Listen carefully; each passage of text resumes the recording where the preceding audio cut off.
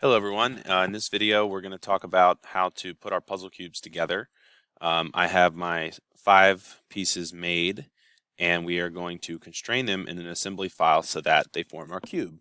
You'll notice that if I try to move any of these pieces around, they cannot slide out. So I'm clicking and trying to drag, you get the little cross circle, meaning you can't move them. So I've already got it made here so we can use this as a reference point, but we're going to make a new file. And in fact, we'll make another assembly in the same file for our purposes so we can see our cube to reference. You're going to need to go to File, New, Assembly to place your pieces. But I'm going to go ahead and click the Place button. And here are my pieces. So I can place them one at a time, or I can hold down the Control key and select all 5 of them and select Open. You see we kind of get a big mess of all 5 pieces. Right click OK, and then I can kind of move them apart a little bit so I can see them all.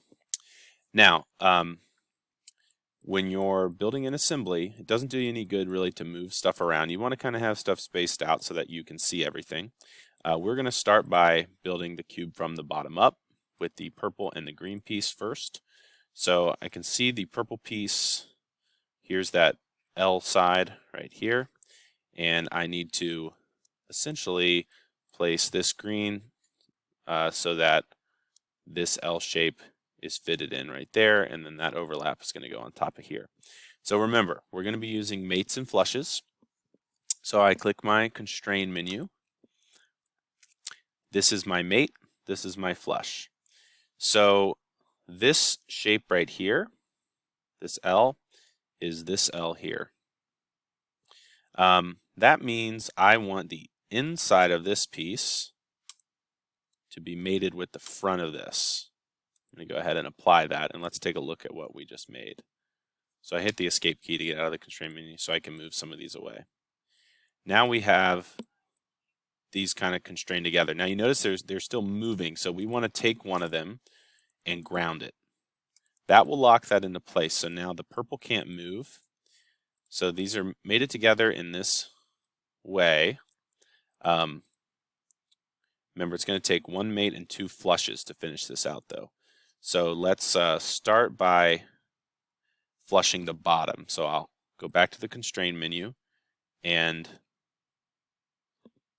let's get our view cube off there. Let's look at the bottom. And I don't want to mate the bottom to the bottom because that's going to turn them towards each other.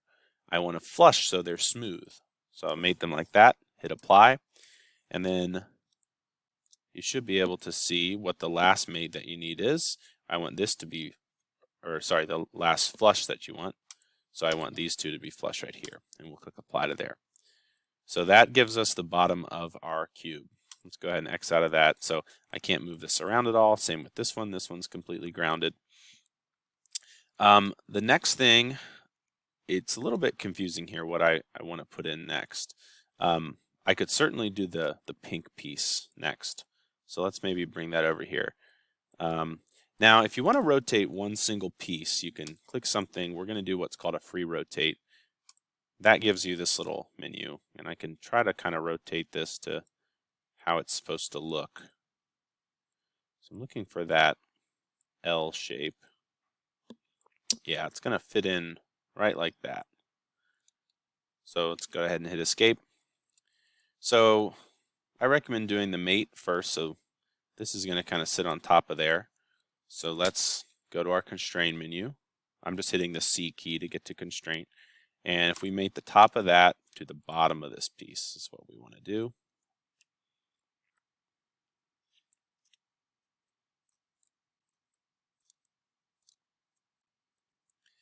Let's go ahead and hit apply.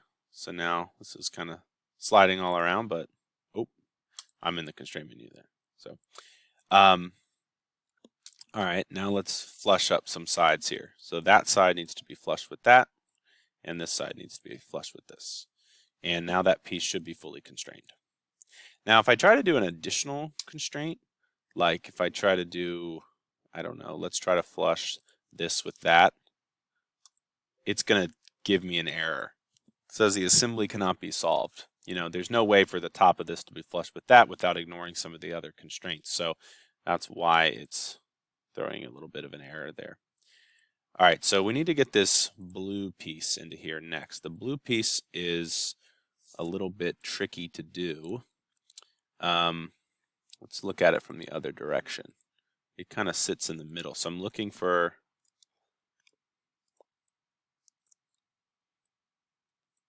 that. I'm going to hit the G key, that kind of S shape. There it is. Except it can't go in like that because then I'm going to have something sticking up. So where's that S at? There it is. Like that. Escape. One thing that can help is if you make sure you turn on shaded with edges so you can actually see your edges. Okay, so this is gonna, sometimes it helps to start with a flush. So what if I know that this is gonna be flush with my edge here, and this is gonna be flush with this edge. So then you can see the last thing is actually this bottom piece is gonna stick all the way out, so I can do another flush constraint, flush the bottoms together. Now, I just constrained that with 3 flushes instead of a mate and 2 flushes. So, but you'll notice I'm still fully constrained. So the last thing I want to fit in here is this piece, which is going to fit in right like that. Let's do flush, flush, flush, flush, and let's flush the top together. Flush, flush. You notice it looked pretty weird until we got that last one in. So now all these pieces should be fully constrained. You will need to do the same for your cube. It's going to be different from yours, obviously. You figure out the best way to put it together. But there you go.